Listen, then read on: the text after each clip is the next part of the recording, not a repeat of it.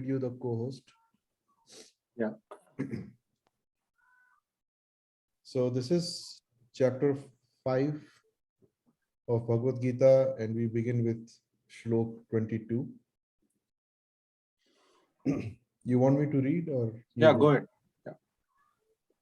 The pleasures which are born of sense contacts are verily a source of suffering only. Though appearing as enjoyable to worldly minded people, they have a beginning and an end. They come and go. Arjun, it is for this reason that a wise man does not indulge in them. I think we did 22 also. Oh, we I, did. I remember asking the meaning of word verily from Right. Lina afterwards. So we had done until 22. Uh, unless there is a question about it. So a quick point, maybe since we read and what I understood, was that what we think as pleasure, honestly speaking, at the very base, we are wanting to get the true satisfaction that only the truth can bring. Therefore, all so-called pleasures are not exactly a source of suffering. I would say the pleasure itself is suffering. It is only that you don't see it at that time. Um, and truly speaking, all pleasures are pain. They only bring pain. The very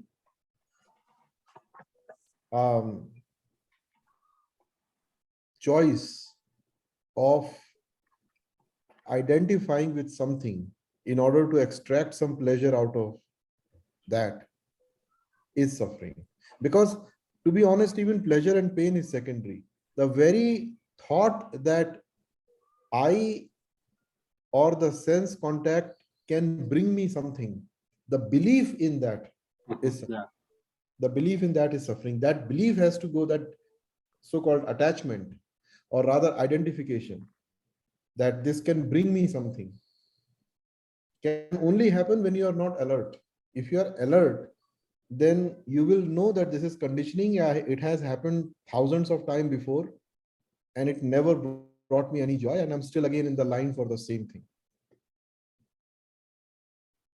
And therefore, a wise person does not indulge in them, because it is not a choice for a wise person, but it is the awareness of a wise person that he remembers the past, the way in a very objective fashion.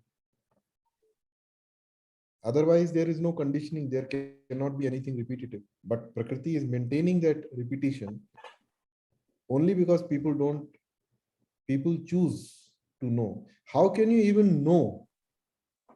I know, that belief that I know is suffering.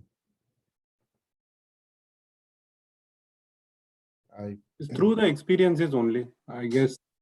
When it's through the observation and through the awareness, what is happening actually, to keep an eye on. Like, okay, you thought that you know, and then what was the result? yes, So most right. Yeah. yeah, just dive in the result. Be very uh, actually, you need to be very Non-attached. Non-attached. I would say, don't just close your eyes, because there could be certain things going your way and there will be a lot of things not going your way. But when the things don't go your way, you tend to think that, oh, maybe I could have done something different. I would have had a different result. That is a trick of mind, Yeah. because the thing which is happening is you are not the doer. It is almost like sun. It's almost like rainfall. The same thing is, a lot of things are happening. Yesterday, I was listening to Acharyaji's discourse. I don't remember, was it? I think it was part of Mahotsav only. He said, our biggest problem is, think of that a machine is running and a product is there is a manufacturing process and a product is coming out. Our biggest problem is the moment the product comes out, say it is I made it, I did it. That creates a problem. This weird feeling that I did it, it is mine, I made it happen. The belief in that, and that is again just, there is no reason. It is just a belief. No, I actually feel bloated.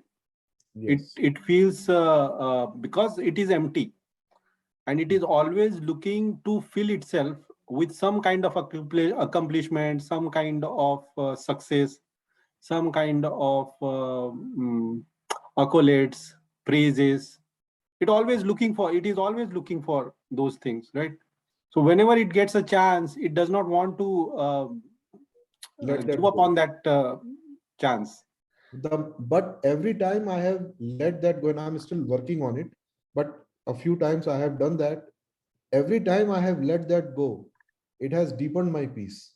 It is such a freeing thing. Like because once you give up on the accolades that come with, then you suddenly realize that even the brickbats, whatever is the opposite of accolades, uh, ninda, what you call it, criticism. Criticisms. Criticism. Yeah. Then criticism also does not touch you at all. The moment you let the accolades go, you become immune to criticism too. That attachment actually happens at the accolade level. See, there is a rose and thorn, and you want to grab the rose. The rose is at the tip, and then now there is this like a bunch of, it's almost like a rose on the top tip of a cactus, full of Mhm. thorns. And you go there like a little kid for that rose and get entangled in the cactus plant. That is what happens. The moment you give up on that accolade, you're free from all the criticisms also. When we are actually making a move to achieve something, it is very important to take an inner look. Why we are doing it? Is it from the center of some emptiness which we are trying to fulfill? If we could do that much, when actually the move is going on, if we could do that much, that okay, we are actually trying to acquire something, because there is some kind of restlessness, there is some kind of turbulence inside, and we are hoping that turbulence will calm down if we accomplish this. So that idea, we need to cross verify that idea. We probably need to see, is it the right reason why we are trying to do something. Because not from this point, if as long as we keep moving towards anything from this center, we will always remain exhausted, unfulfilled, and with lot of frustration. But after, when the frustration happens, then we sort of open our eye. But at the time of doing the taking the action, our eyes are somehow, we are like Anita, can you mute your, so what is the Whenever you are looking at the center, so examining the center is very important. yeah, Because if you have to examine the center, it is where it is coming from, a point of emptiness, a point of turbulence inside. some Then, kind of unrest is also there, always there. but if this unrest is there and you are still wanting to achieve it, No, with the hope that unrest is going to stop. Unrest is not because of that. Unrest is because of some other reason actually. But mind tends to think that okay, after achieving this object or after acquiring this thing, that unrest is going to stop. No. Unrest is a symptom of something else, some other kind of illness, some other disease is there. That unrest is for altogether different reason, but we sort of get confused with that unrest and fulfilling the so-called dreams, with the hope that these dreams are going to bring that mind to peace and that unrest will leave us. All these successes, all these achievements are going to actually intensify that unrest. If we are really looking, it will leave us more unfulfilled actually.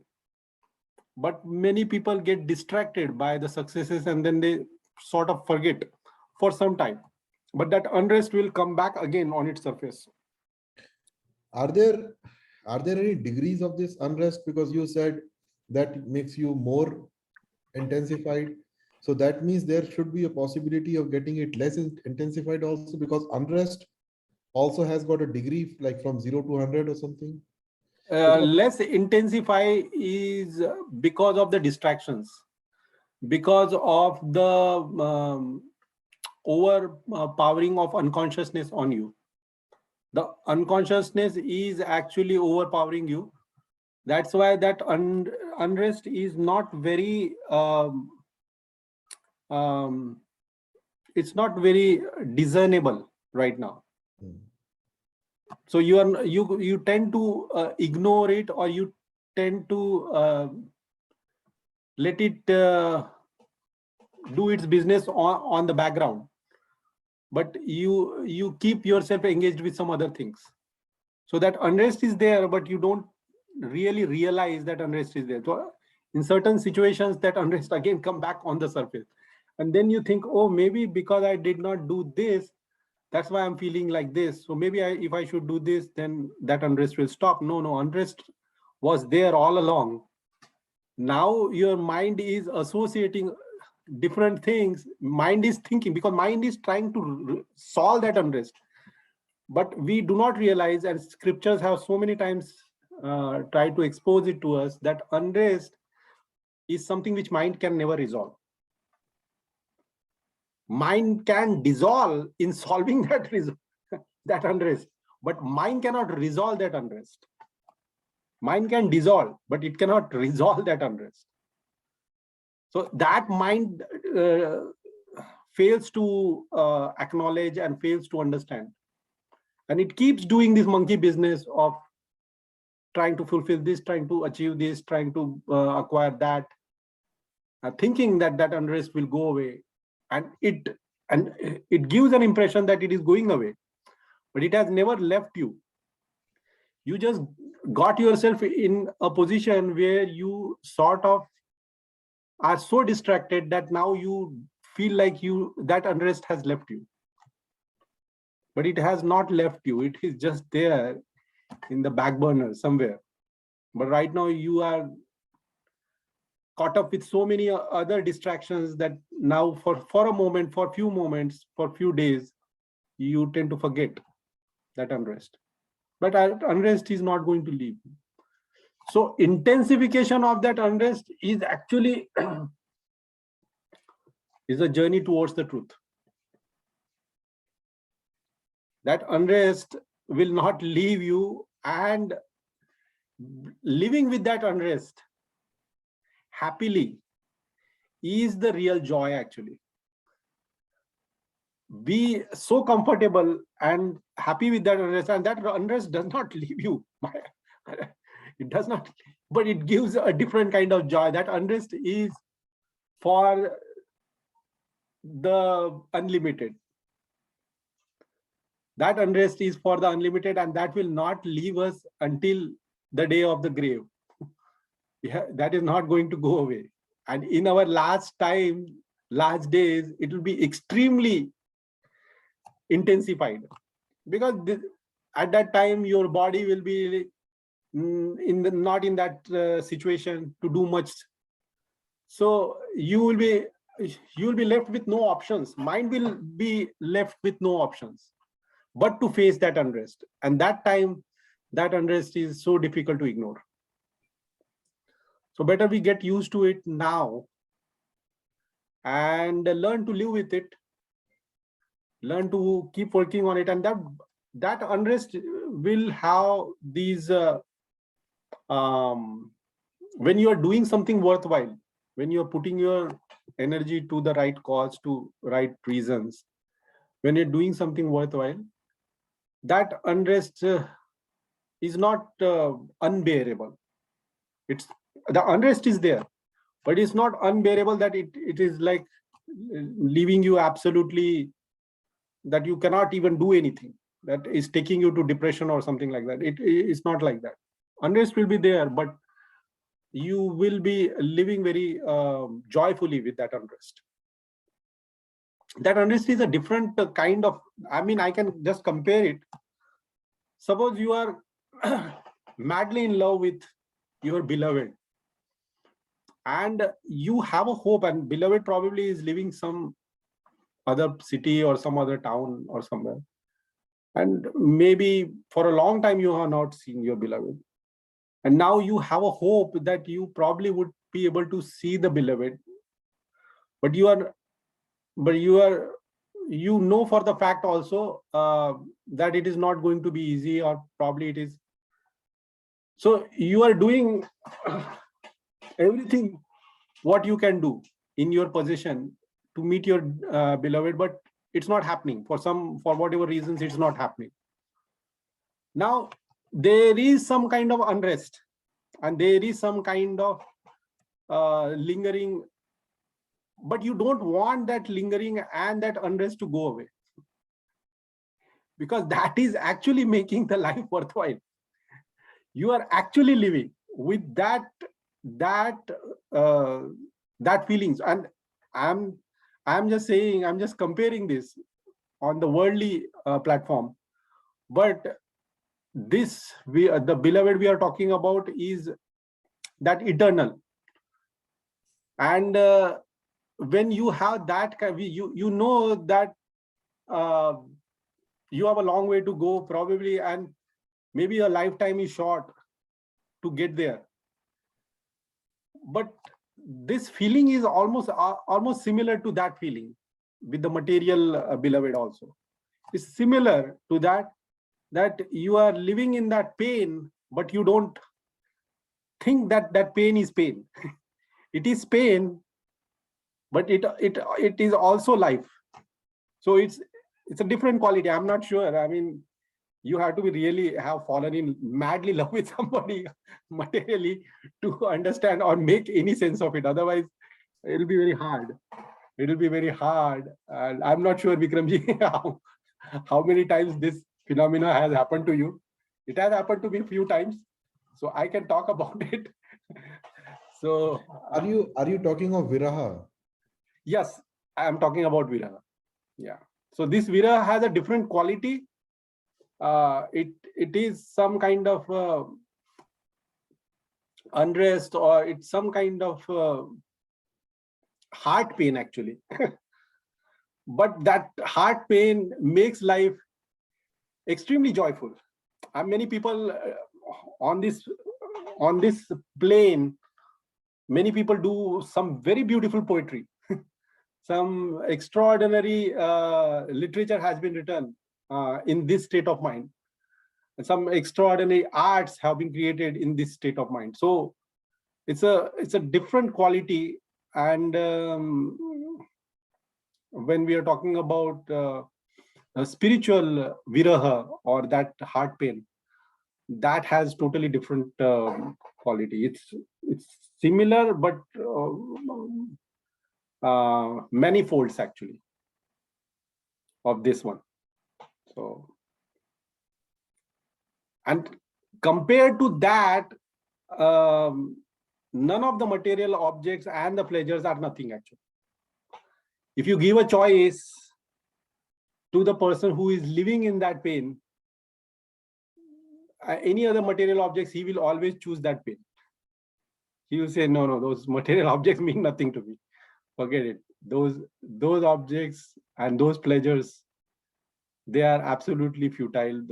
They are absolutely worthless. They don't even have a worth of pebbles or the stones. So just leave me to my own sorrow, but I am not going to trade my places.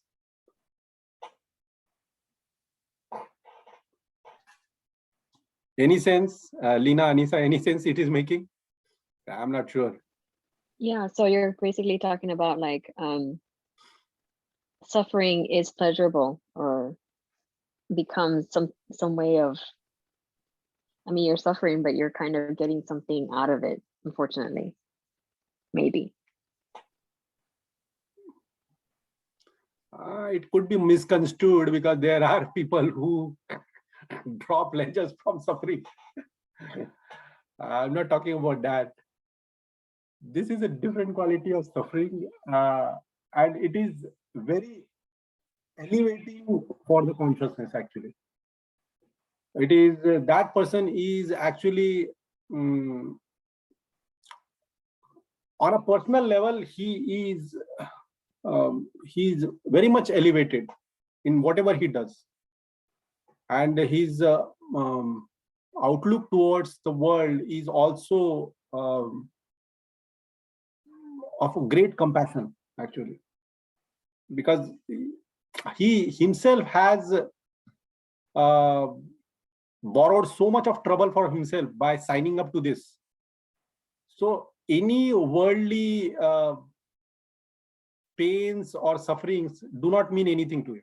They don't really exist. So for the petty pains and suffering, they become totally ineffective for this person, because he is internally engaged in that eternal battle, and that battle is like unending battle. So all those things, you might be saying that, oh, you have your wall has fallen, your bathroom has all kind of the water pipe has broken, and We're in a war with Russia. so You might be saying, and then that really doesn't matter. I mean, it matters, those but it things really do doesn't. not matter, because he Right. internally is engaged with some other level of suffering. So all these Right. material sufferings are just laughable stock for him. Like, he's like, okay, all right, let's deal with this, whatever it is, and it is nothing compared to what I am already signed up for. So this is not going to take away anything, or it is not going to jolt me. So it's let's let this marinate what I'm talking about. Maybe in future, probably you would be able to see what I'm saying, but it is it's not easy way unless you have a little taste of it. It's a very selfless kind of thing. Like, there is no self involved there. Like, there is no part of you. A part of you is hoping that you will be meeting your beloved in this lifetime, but another part of you also knows that the journey is so arduous and so difficult that maybe this lifetime itself is not enough, and there is a possibility that whole lifetime will pass and probably would not even make it. But still, the journey itself is worthwhile. So I'm enjoying the journey itself. Because there is no other thing more worthwhile than doing this in this life. So that's why he has taken up that path, and he's walking on that path, and he does not care whether he is going to make it or not. Although in his heart, he always has that hope. And also, he is carrying the pain that he has not met the beloved yet. He's not, but on some level, he's not away from the beloved also. Some level, he is very much with the beloved, and some level, he's at a distance, or maybe you can say that he has not met yet. That's why there is a journey, a continuous journey is going on.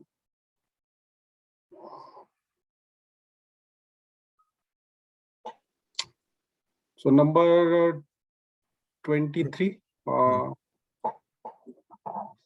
he alone who is able to withstand in this very life before casting off this body the urges of lust and anger is a yogi, and he alone is a happy man.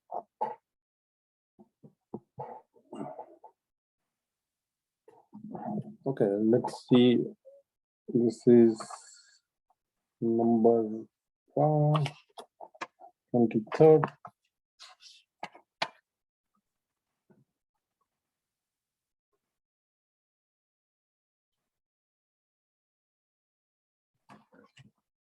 So he's saying that the person who is able to withstand the urges of lust and anger,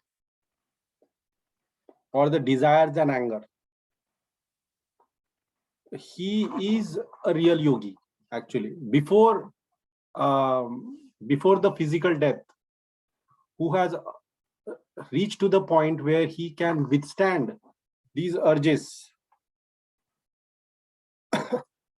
he has reached to the state of yogi, that he needs to have that absolute control on the mind, you can say. That he can very easily, whenever these urges show up, he can very easily switch off inside. On the mental plane, he can very easily switch it off, and then those urges do not mean anything to him. So if somebody has come to that point, that person is already on the yogi level. That's what he's saying, and he alone is a happy man. So to have that power within, to say no to those bodily desires, that man alone is a happy man. That's what he's saying.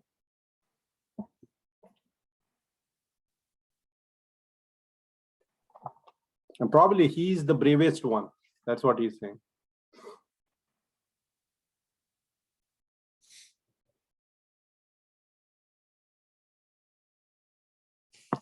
So he's saying that when the anger and the next one, maybe Vikramji, you can read that next one. He who is happy with himself enjoys within himself the delight of the soul, and even so is illuminated by the inner light of the soul. Such a yogi, Sankhya yogi, identified with Brahma, attains Brahma, who is all peace. So somebody who has attained, somebody who, this is related to the previous verse. Right. So who is happy within himself, that means who is going to be happy within himself? The one who has attained the ability to say no to the urges of body. So what happens when he has reached to that level where he can very easily say no to those urges? Then automatically what happens? He gets the taste of Atma, or he gets the taste of that eternal self. So what is that taste of eternal self? We'll have to get to that point to really experience what that taste is. So he's saying that you will have that delight of the soul, and your inner being will be illumined by that inner light. Identified with Brahma, attains Brahma, who is all peace. So it says, ऐसा वो ब्रह्म स्वरूप हुआ साधक शांत ब्रह्म को प्राप्त हो जाता है. So he has become like Brahma now. Now since he has become like Brahma now, he becomes Brahma himself. So you can say that he's identified with Brahma now. Like Brahma is formless, so there cannot be a physical identification, nor even a mental identification, but actually a dissolution of your presence in that eternal. So there is nothing left. This man is like completely at peace. Nothing really perturbs, or nothing really, all those ripples do not exist in him. So he's talking about that. But for us to understand, the first step is to actually withstand the urges, the strong waves within the body for these physical phenomena like lust, anger, desire, all those things. Any questions, Vikramji?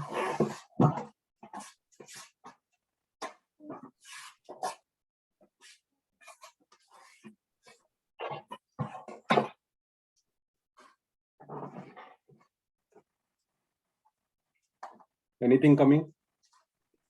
The withstand means that you have what I'm gathering is that the moment you dissociate yourself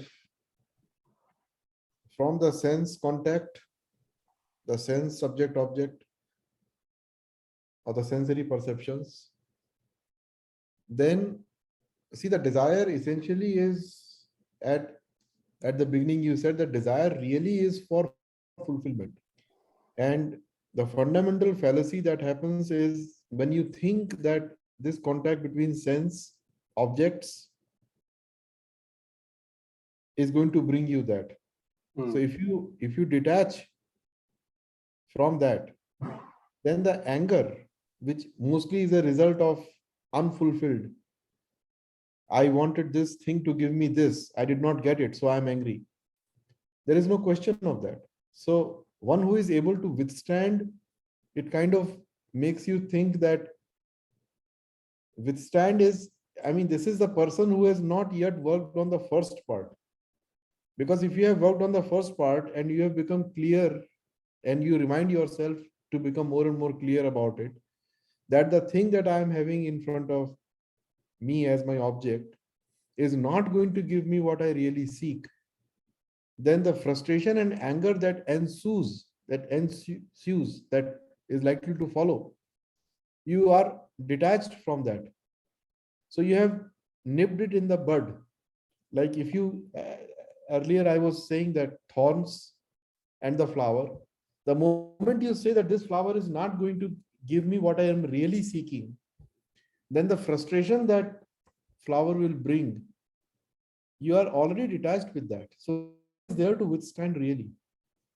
Nothing. So the only thing that you really have to withstand is this tendency to again identify with sense objects and give you a promise that I will deliver. That is the fundamental fallacy.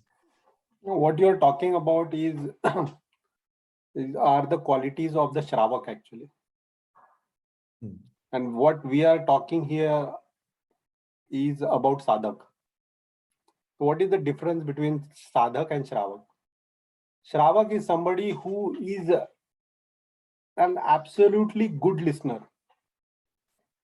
One who reads the verse and immediately has a reflection and a realization with the verse, and then it gets implemented in his life right away, because he's such a good listener that there is no single doubt in him after listening.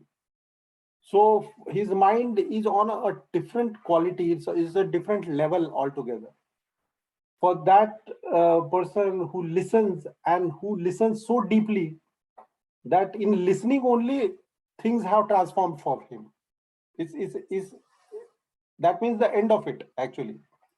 If he has listened something, that is the end of it. So he is actually a living example of living the verses. That is Shravak. Sadhak is somebody who listens, who tries to understand, who contemplates, who reflects on it, and still it does not really bring the same result as the Shravak for him. Now for Sadhak, what is left is he has to, Sadhak is a practitioner, so he has to practice this. Daman and Shaman, yeah. Yes. So he has to employ these strategies, these methods, actually. And in that method, when we talk about that withstand the urges of lust and anger, he actually has to battle and struggle with these extremely powerful forces in the body. And when the lust is coming, when the anger is coming, he actually has to stand in the mid of that strong storm and actually feel the heat of it, and also he has to go through the unrest and the discomfort of the mind in that situation. And he many times he fails, many times he gives in, and sometimes there is a possibility that there could be at least one time he will overcome, he will last to these strong forces, he will be the last one standing to these strong forces, and then from that experience he will build on, and that's how his character is developed in that process. So what we are talking about is more about the sadhak actually, because for Shravak, one who is extremely good listener, this verse in itself means everything. Like it's the end in itself. When he reads it, that's the end of it. He's already understood and he's already been implemented. He's already a transformed man when he was listening and reading it. But for most of the people, 99% of the people, those who are able to read these things, that is not the case. So they have to work on the second option. So they have to go through that pain, the discomfort and everything.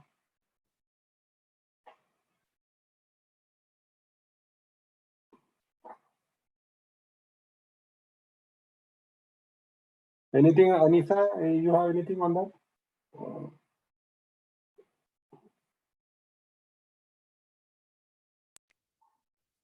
No.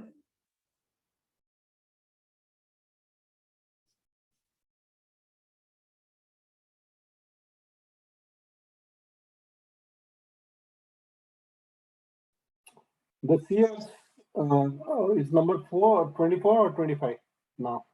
25 now. We are 25, on right? The seers whose sins have been purged, whose doubts have been dispelled by knowledge, whose disciplined mind is firmly established in God, and who are devoted to the welfare of all beings, attain Brahma, who is all peace.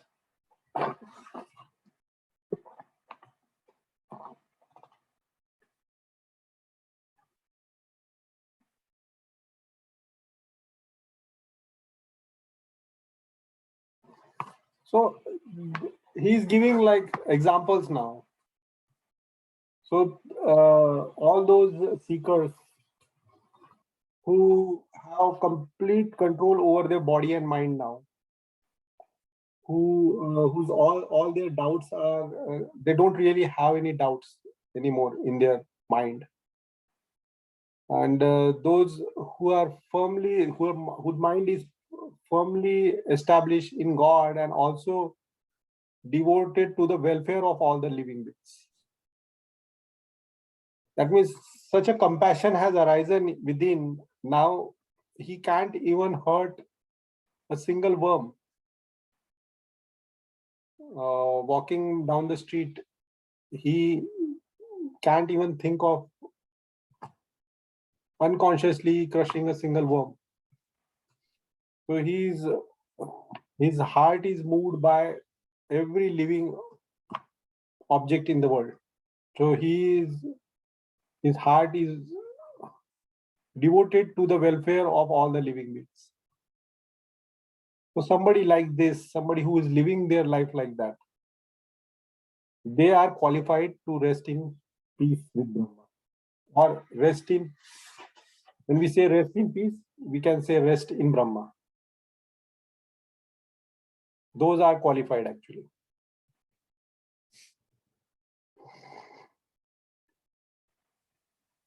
What are the qualities? They do not really have any doubts. Their mind is completely devoted to the welfare of all living beings. And those who have absolute control over the bodily urges and the mind distractions.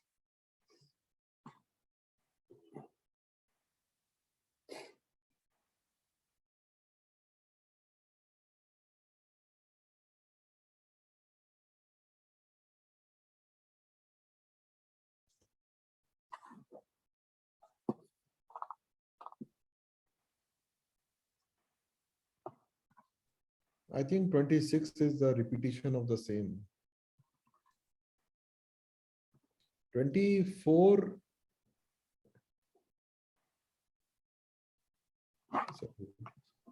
23 and 26 appear to be almost the same. Kam Krodh, and 26 is also Kam Krodh. And again, the description is also about exactly the same.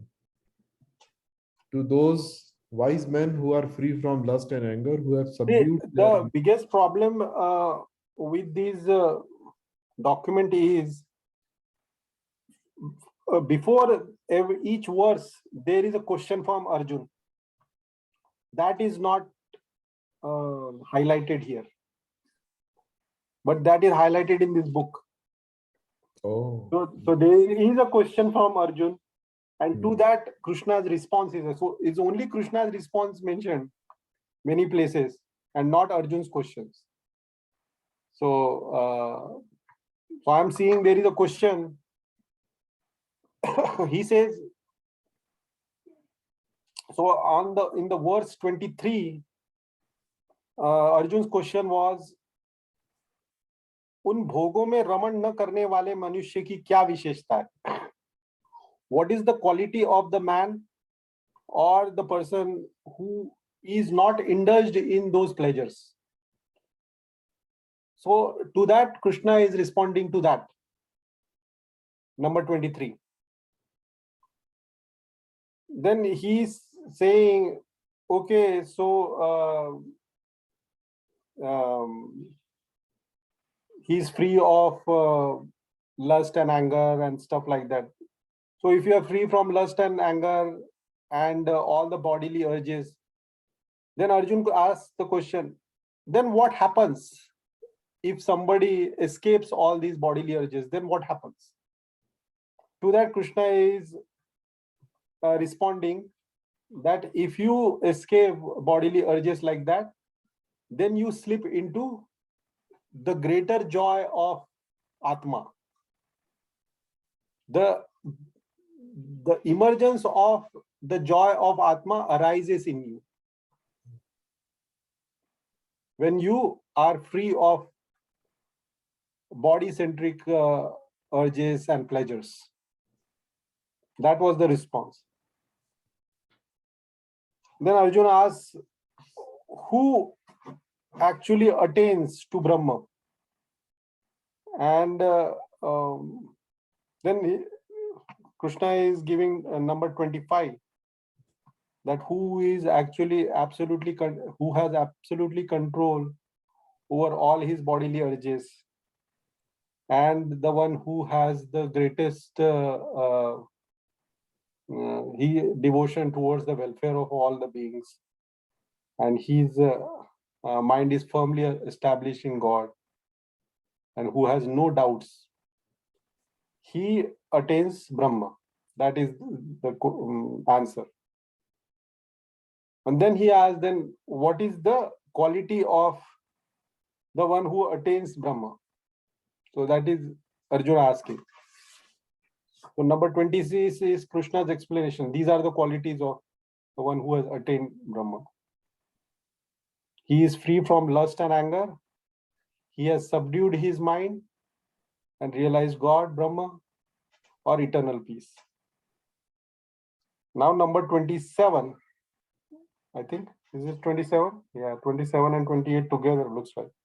Mhm. Arjun is asking, this formless Brahma, can it be achieved or can it be achieved by any other method?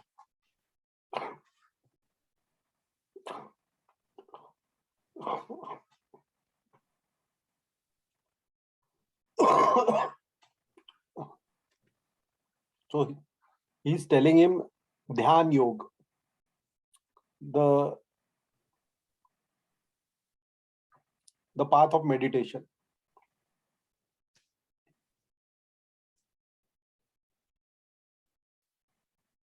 So shutting out all the thoughts of external enjoyments with the gaze fixed on the space between the eyebrows, having regulated the prana outgoing and apana incoming breaths flowing within the nostrils, he who has brought his senses, mind and intellect under control, such a contemplative soul, intent on liberation and free from desire, fear and anger, is ever liberated.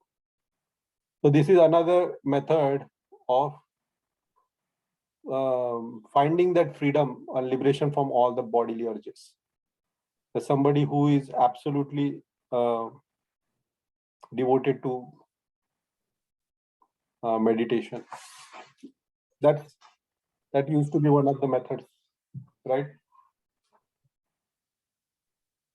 We normally don't talk about that method, but that method also used to exist. The Vipassana, this is Vipassana, the first part of Vipassana. Right. So somebody who has absolutely mastered this method, he will also be free of the bodily urges.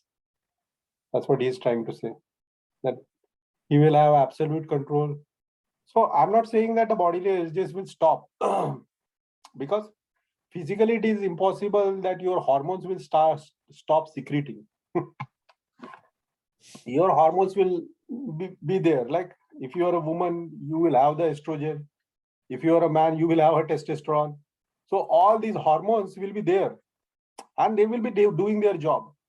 But you will have the absolute control over whether to get engaged with the demands of the hormone or be free from them. Like absolutely, you will have a choice to choose something else than getting indulged in the pleasure-giving activities of the hormones or the senses, you can say. That's what Osho used to say, that your creative energy is enhanced. You start making great arts, or you get yourself engaged in some worthwhile projects, and you are utilizing to the best of your ability all that energy supply. You are using it for the right cause. So those kind of things, that kind of absolute control over the mind is the regulation of those sensory phenomena. So as a person, you will have that choice. Otherwise, having those urges, if you are angry, you throw anger on somebody. If you are lustful, you jump on somebody. All those kind of things are very much the reaction of those bodily senses inside. There is no mind involved in it, or there is no, it's absolutely mindless, sort of, you can say, because it is very automated phenomena. There is not even a thought involved there. Even if the thought is involved, the thought is actually He's a servant of the sensory organ. Thought is also engaged. How best I can serve my master. You can say I am a very thoughtful person, but what if the thought itself is serving the sensory master? Then that thought is not really a great companion or a great friend.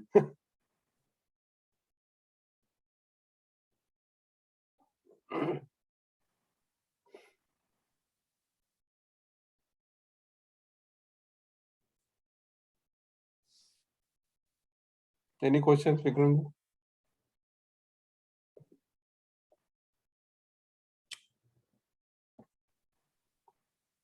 I mean, I remember reading this as a teenager, and I used to kind of even practice this in whichever way I could at that time.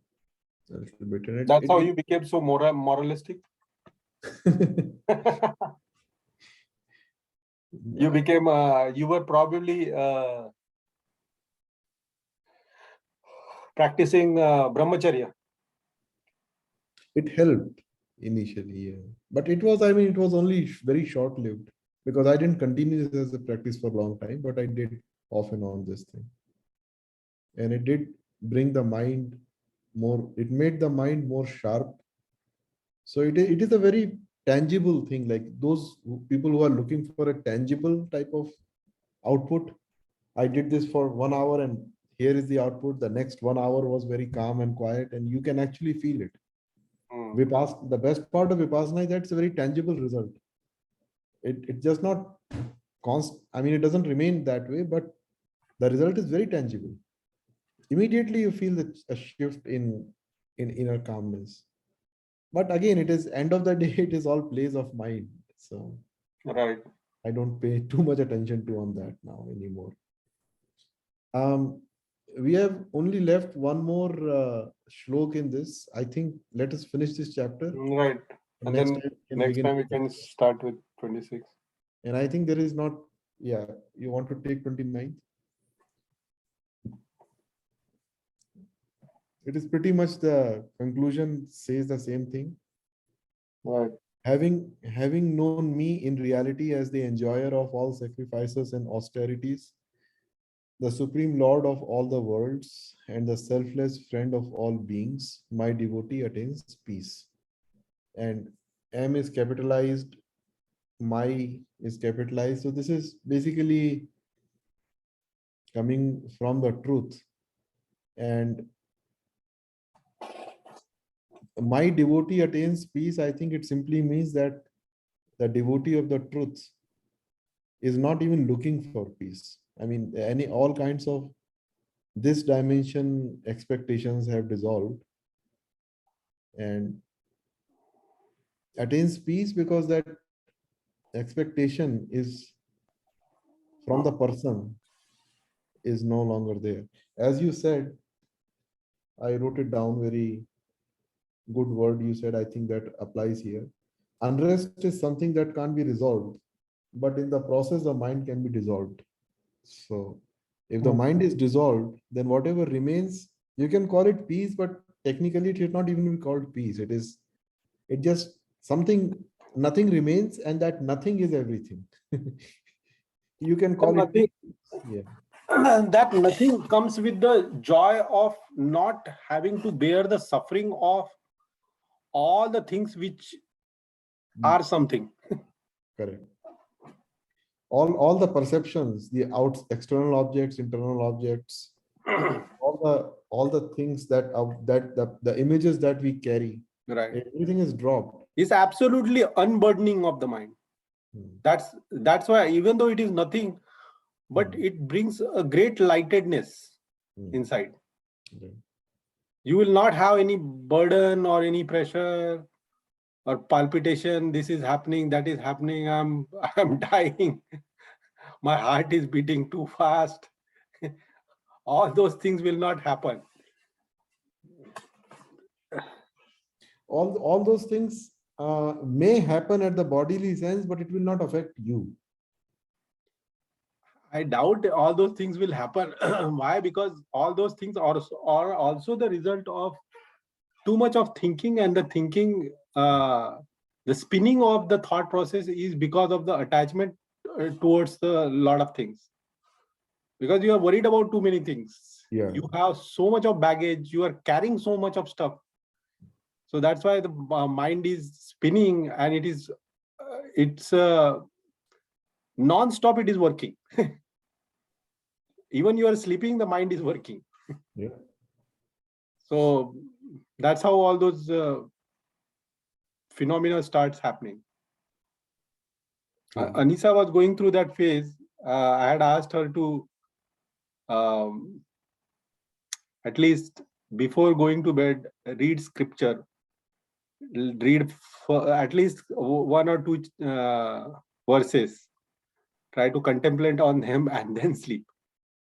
Because see, what happens is you go to office, there is so much of shit there, so much of nonsense things. There are a lot of things which we do not want to carry home, but we are not trained enough to leave things as soon as we leave the office. We do not know how to leave those things back. We unknowingly, unconscious level, we carry them back, or they just come along with us, and then mind is spinning about those things on unconscious level. We do not even realize. We probably keep ourselves busy in doing things, but in the back of the head, the mind is constantly busy in resolving those issues, those problems, those worries.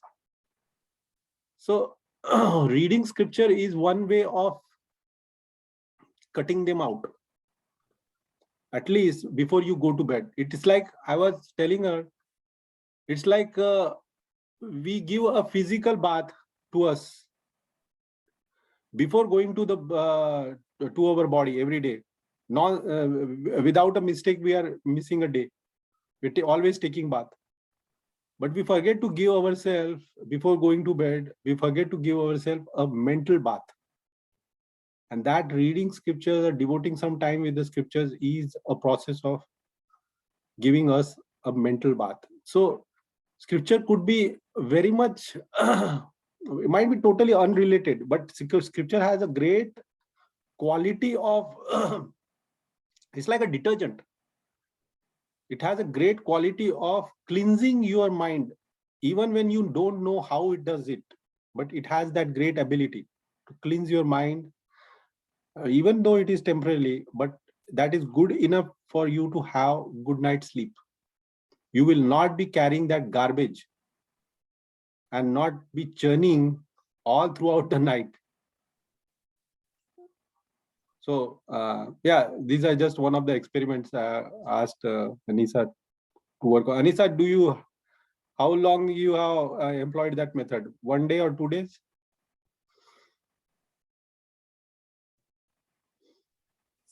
No, I did it a few nights. A few nights. So how many minutes you are giving? Like 10-15 minutes? Yeah, I read like 2 pages. 2 pages, okay. So are you seeing any difference a little bit? I'll give it some more time, like a week or something. Okay, all right. Put all your attention. And the important thing is, like, when we are reading the scripture, we should not be thinking about something else. We should not be worried about some other things going on in the house, and we should not be like a following the motions kind of thing. Like, we should be completely attentive when we are, so that way we'll allow the scriptures to enter through us and do their job. So, because it has tremendously helped me a lot. That's why I'm saying from my own personal experience, I will be reading something, this or that, some kind of scripture I'll read every day. Sometimes I'm so engrossed in the scripture, I completely forget about the time also. And then I realize, oh my God, it's time for me to sleep, because I need to get up also. So yeah, initially it will start as forceful motions, like following motions, but then over the period of time, you will start picking it up, and then it will start doing its thing after some time.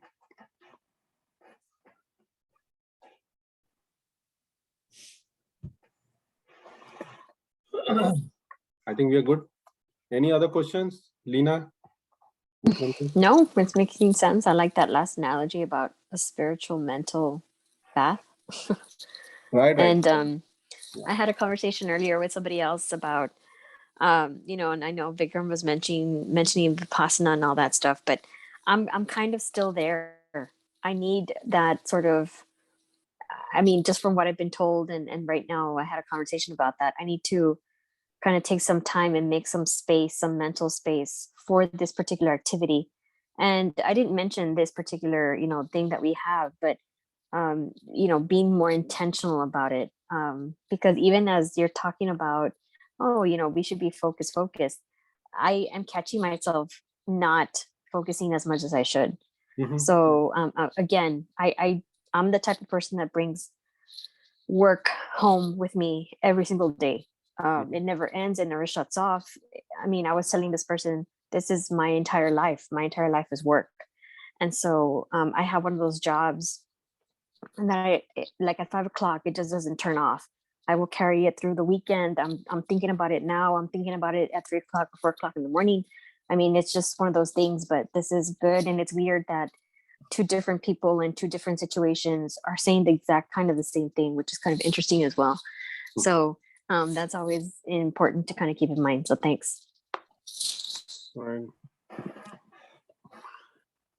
There are certain jobs, like how PAP members are doing their job, and their personal life is the same. Actually, they don't really have two lives actually.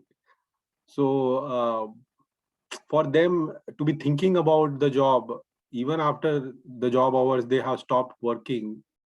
I think it still does not leave them without peace. That peace always stay with them. They might have some worry or stuff like that, but what I got from them was how it is different from us.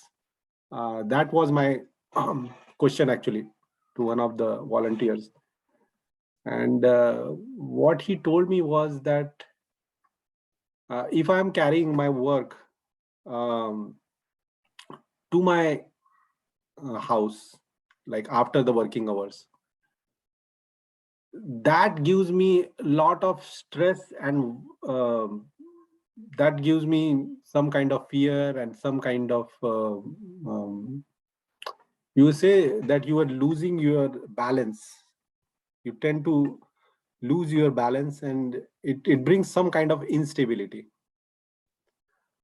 For them, it does not work. It does not happen that way.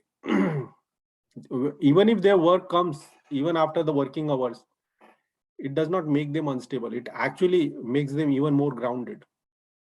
They are extremely joyful. See, and that's where I want to go. That's what I want to do. And that's kind of what I'm seeing in the readings right now, that you kind of just, nothing phases you and you're always even keel. You're always very balanced. But I need to work on that. I know, because I'm not that person at all right now, at all. That's why I was telling Anisa that, I mean, at least she doesn't really have to. I mean, she has the choice. She doesn't really have to carry the fears and worries of the office after the working hours. I mean, she can just leave them there. She doesn't really have to. I mean, she probably has to do a couple of things after coming back home. But after she has shut down the laptop, she doesn't really have to think about those things. But it is just a habit of the mind, because it has picked up something, so it keeps on churning on those things, and it does not know how to disengage itself from that thought process.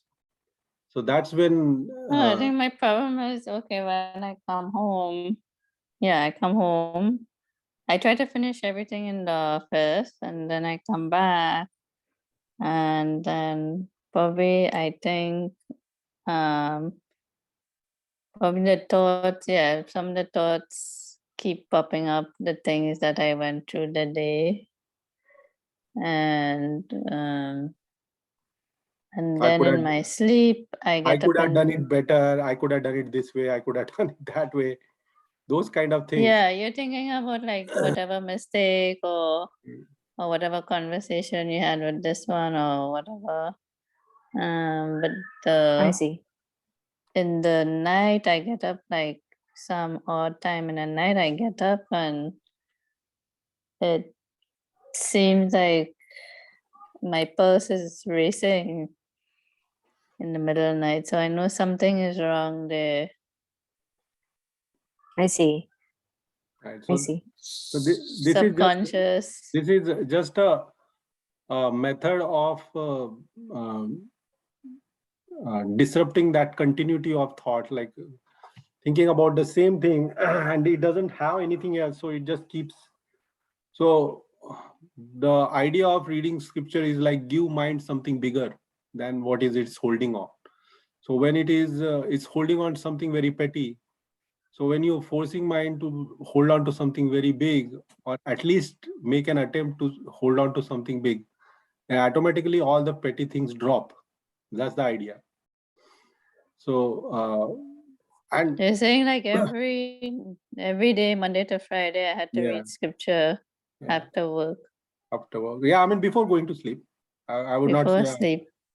before going to sleep, like just like a habit, or maybe these sort of habits you will have to cultivate consciously. You have to work on them, and then at some point it will become like a subconscious thing. Okay, without reading scripture you won't feel all right, because So can I technically like read like the book Karma? Because I haven't started. I have a reading list for the summer, but that was gonna be oh on yeah, it. But maybe I could just do that, right? yeah, definitely. Okay. Okay. So and read it like absolutely with great attention, and Of course. um, like the desire to understand it, like desire to Of know course. it, like every word, or like maybe give some time. Just don't rush through it, even if you read less, but if you could just grasp it, like at least some part of it, that's good enough than finishing a lot of pages. No, yeah, I think I like that idea. And again, I do like to read a lot, but I was leaving that until my brain was completely empty of other crap. But I have come to the conclusion that my brain still right now has a lot of crap in it. So I have to make the time and make the space now, because if I don't, then it's just gonna get worse. Acharya always used to give this example. He's saying that the room is full of lot of crap and it has lot of garbage in the room, but now the attempt is being made to force an elephant in that room. And what happens to when the elephant enters? The elephant enters the room, probably the walls might collapse, even the roof might also get destroyed, and all that crap was there. Actually, they'll find their way to exit actually. So it is not possible for the elephant and the crab to live together. So he's saying, Correct. Correct. so this is just an effort in that direction, that we are trying to actually make way for that big elephant, because when he comes, all the crab has to go. It cannot stay there. Okay, so I'll just add another like spring cleaning item to my list. Yeah. Anything, Vikramji? Last words? No. Fully content? You are totally, you are attained Brahma. You completely attained Brahma. Your Brahma will be tested when you go to India. That Yes. time you will be tested really, crazy testing will be happening. But Yeah. And I know I will fail. I almost know I will fail, but I will try. Yeah, I gave you the example of me preparing when I went to Anisa's country. So there was some kind of preparation I had made because what you can say, my tormentor was there. And I had to prepare against him. So it's the same thing you'll have to do. You have to keep working on it, and you have time. So all these scriptures put these verses to the great use. See, really, even the label that we give, that